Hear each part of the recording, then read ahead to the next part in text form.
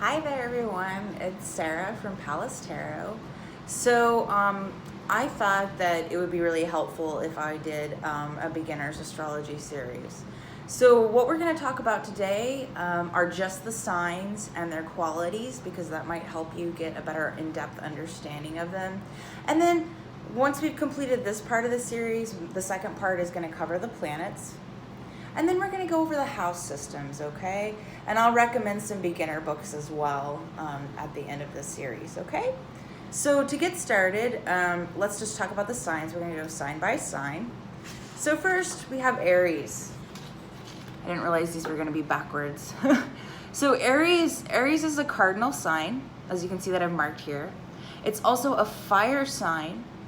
And each sign, they used to assign it either masculine or feminine properties, but you can see here that I put that it's yang, that it's active, and masculine. So it kind of is a different way to view the individual signs. Now, the planetary ruler of Aries is Mars, okay?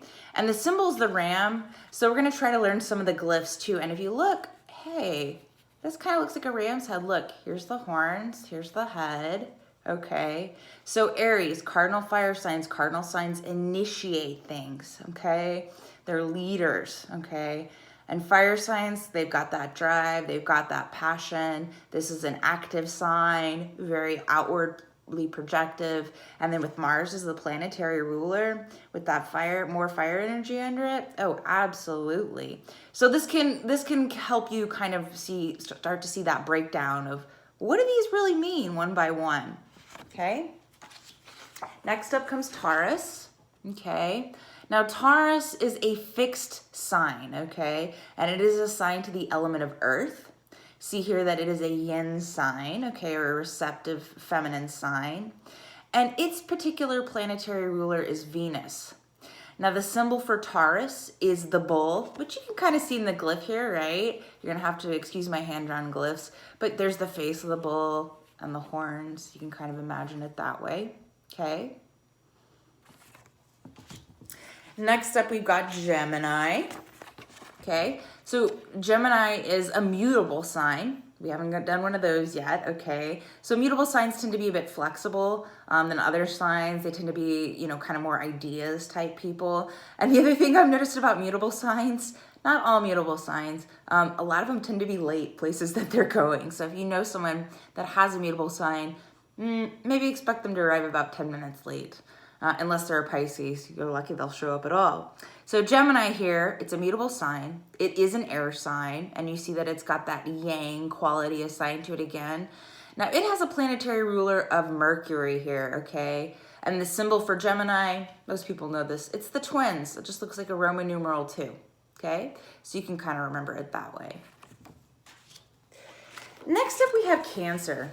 Okay, Cancer is also a cardinal sign. It is the cardinal water sign, okay, guys? Now, it is a yin sign. It's receptive, okay? And its planetary ruler is the moon, okay? The symbol for Cancer is the crab.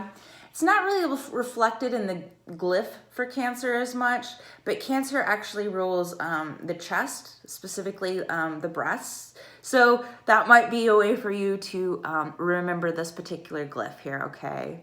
And we'll get into further rulerships as this series progresses, okay? Oh, now we've got Leo, okay? Leo is a fixed sign. It is a fire sign, and it is very yangy, okay? And its planetary ruler is, ta-ta, the sun, okay? That's the glyph for the sun, okay? You'll notice that I've written in the planetary glyphs as I go through, but I'll say what they are, and hopefully I'll remember to have written them next to it.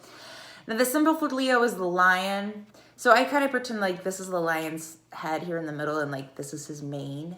So that might help you remember that one there, okay? So next up we have Virgo, okay? Virgo is mutable. It is the earth sign that is mutable, okay? It's yin, it's receptive, okay? And its planetary ruler is Mercury. We might have heard that already before, and we might go over it here again in just a sec, okay? The symbol for Virgo is the Virgin. And I'm gonna contrast this glyph with Scorpio here in a minute. But this is the glyph that you'll see for Virgo, okay? See how it kind of looks like an M, but you cross it at the end, okay? So we'll get there too. We'll talk about that glyph too, okay? So the mutable earth sign is Virgo. Next up, one of the most common signs, Libra. Libra is the cardinal air sign, okay? So don't forget, these are our initiators, the cardinal signs. It is an air sign, okay? So we're dealing with thought elements, okay?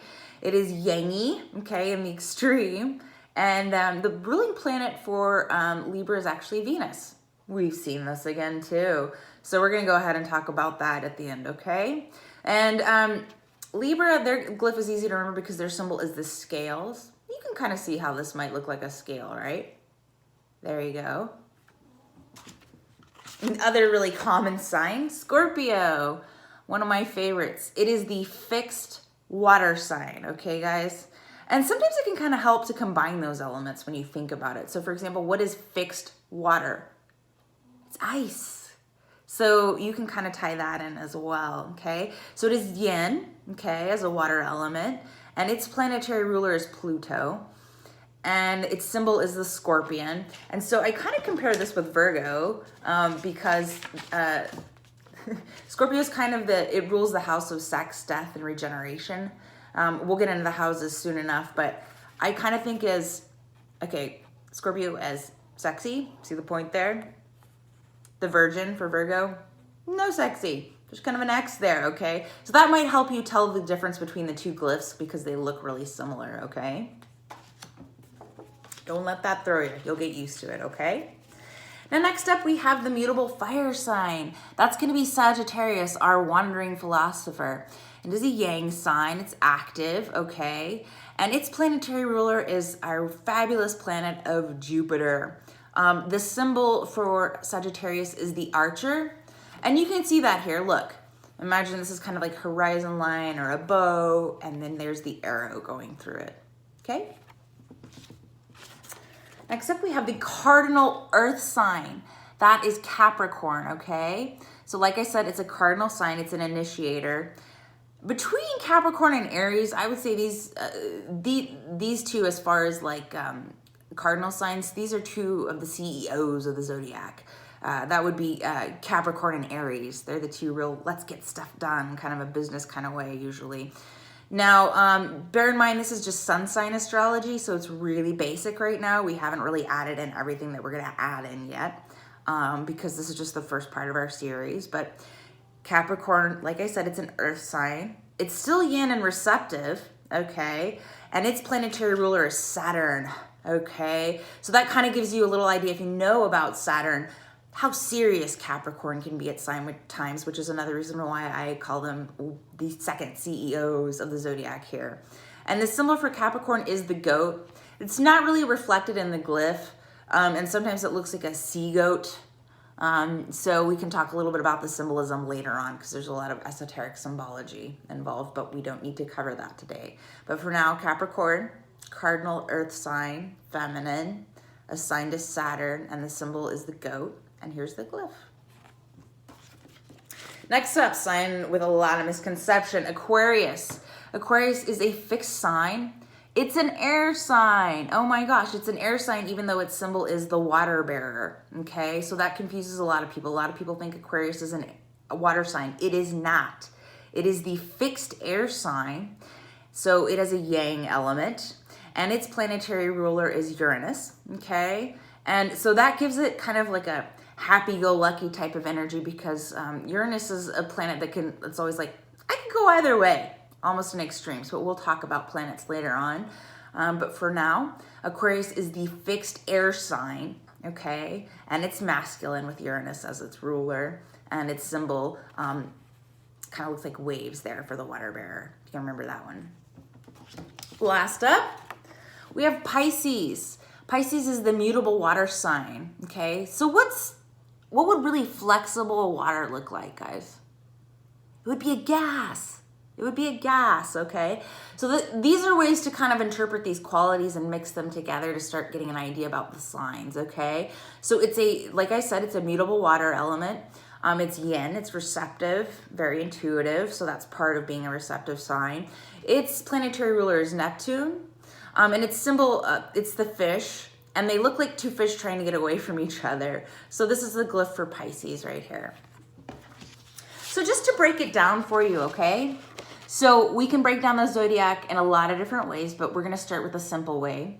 So we've got 6 masculine yang or active signs, 6 feminine yin or receptive signs. And then each sign is going to have a different, let's see, what did I put on here? A different modality assigned to it. So these are what the cardinal, fixed, and mutable are about. They're modalities. That's what those are called in astrology. So there's 4 cardinal, 4 mutable, and 4 fixed. Now we can divide it further, okay? So we've got 3 fire signs, 3 earth signs, 3 air signs, and 3 water signs. Now, one other thing I said that we were going to talk about, so Gemini and Virgo share a co-ruler of Mercury, okay? Now, if you know a Virgo or a Gemini, you're like, but wait, they're really different. And they are, because Mercury expresses itself very, very differently, okay, in both of these positions. But that's not something we're going to talk about yet. We'll talk about that when we get to the planets. Another thing, Taurus and Libra share a co-ruler of Venus, okay? But again, Taurians and Librans are very different from each other, okay? So we got to talk about how that planetary energy is different once we get to the planets. And another thing that I wanted to add, you might have looked at these and thought to yourself, well, the ancients didn't know about Pluto. They didn't know about Uranus. True. So Aquarius, its ancient ruler was Saturn, for example. But we're not covering classical astrology here. We're covering modern astrology. So we're using everything that people have determined as a planet. And yes, in the case of astrology, the sun, the moon, and Pluto are considered planets, okay? So those are luminaries, if you will, in astrology. So I'm gonna go ahead and put up this video. And then the next time in our series, I'm gonna put up some books so that you guys can start getting an idea about how to work with these signs, planets, and houses, because that's what we're gonna be covering here. And I'm gonna get more in depth as we go along. Please let me know if you have any questions.